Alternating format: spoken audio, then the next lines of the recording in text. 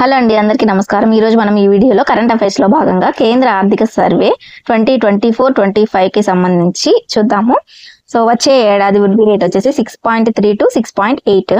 2024-25 సంవత్సరానికి సంబంధించి ఆర్థిక సర్వేను కేంద్ర ఆర్థిక మంత్రి నిర్మలా సీతారామన్ 2025 జనవరి 31న లోక్సభలో అయితే ప్రవేశపెట్టారు. భారత ఆర్థిక వ్యవస్థ మూలాలు బలంగా ఉన్నాయని కేంద్ర ఆర్థిక సర్వే ఉద్ఘాటించింది. అన్ని రంగాల్లో దేశం పురోగతి సాధిస్తుందని తెలిపింది. అదే సమయంలో సుస్థిరాభివృద్ధిని కొనసాగించేందుకు నిర్మాణాత్మక సంస్కరణలు తేవాల్సిన ఆవశ్యకతనైతే నొక్కి చెప్పింది. రానున్న ఆర్థిక సంవత్సరం అంటే 25 to 26లో దేశ ఆర్థిక వృద్ధి రేటు 6.3 to 6.8 మధ్య ఉంటుందని సర్వేలో పేర్కొంది. ద్రవ్యోల్బణం అదుపులోనే ఉంటుందని తెలిపింది. కోవిడ్ సంవత్సరం 2021 తర్వాత ఇన్నేళ్లలో కూడా ఇదే అతి తక్కువ వృద్ధి రేటు. ఆ ఏడాది 5.8 వృద్ధి రేట్ అయితే నమోదైంది. నిరుద్యోగిత రేట్ అయితే 3.2% తగ్గిందని సర్వే పేర్కొంది. సర్వేలో కీలక అంశాలు చూద్దాం. 2047 కల్లా వికసిత దేశంగా భారత్ నిలబడాలి అంటే వచ్చే 2 దశాబ్దాల పాటు 8% చొప్పున నిలకడగా వార్షిక వృద్ధి రేటు నమోదు చేయాలి. దీన్ని సాధించాలి అంటే జీడిపిలో పెట్టుబడుల శాతం ప్రస్తుతం 31% నుంచి 35%కి పెరగాలి. నెక్స్ట్, ప్రపంచ స్థాయిలో పోటీ పడాలి అంటే క్షేత్రస్థాయిలో నిర్మాణాత్మక సంస్కరణలు తేవాలి. నియంత్రణలు ఎత్తివేయాలి. సులభతర వ్యాపారాన్ని ప్రోత్సహించాలి. పంట మార్పిడి, సుస్థిర వ్యవసాయ పద్ధతులను ప్రోత్సహించాలి. పునరుత్పాదక ఇంధన వనరులను విస్తరించాలి. సౌర, పవన, గ్రీన్ హైడ్రోజన్లపై దృష్టి కేంద్రీకరించాలి. పిఎం కుసుమ్, పిఎం సూర్యఘర్ పథకాలతో పునరుత్పాదక ఇంధన వాడకాన్ని అయితే ప్రోత్సహించాలి.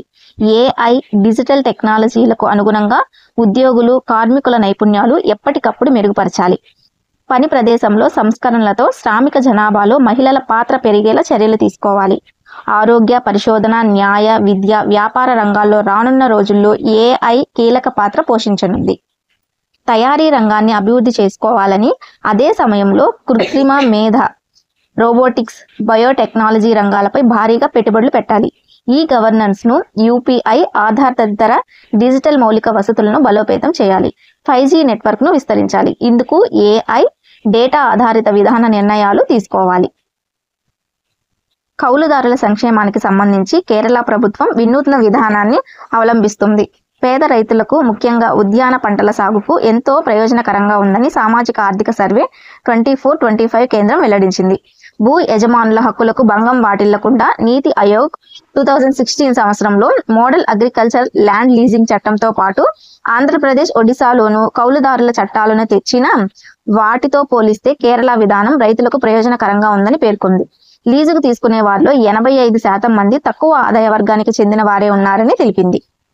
మన దేశం 2047 నాటికి అభివృద్ధి చెందిన దేశంగా మారాలి అంటే వచ్చే 2 దశాబ్దాల పాటు 8% వృద్ధి సాధించాలని ఆర్థిక సర్వే అభిప్రాయపడింది. దీనికోసం భూ కార్మిక సంస్కరణలపై దృష్టి సాధించాలని సూచించింది. పెట్టుబడులు కూడా జీడిపిలో 35% ఉండాలని పేర్కొంది. ఉత్పత్తి రంగాన్ని బహుముఖంగా విస్తరించాలని, కృత్రిమ మేధ, రోబోటిక్స్, బయోటెక్నాలజీ రంగాలు, నూతన సాంకేతిక పరిజ్ఞానాన్ని అందిపుచ్చుకోవాలని వివరించింది. అంతర్జాతీయ stem, science, technology, engineering, mathematics సిబ్బందిలో 28%, అంతర్జాతీయ సాఫ్ట్వేర్ ఇంజనీరింగ్ ఉద్యోగాల్లో 23% వాటా చొప్పున భారత్కు ఉంది.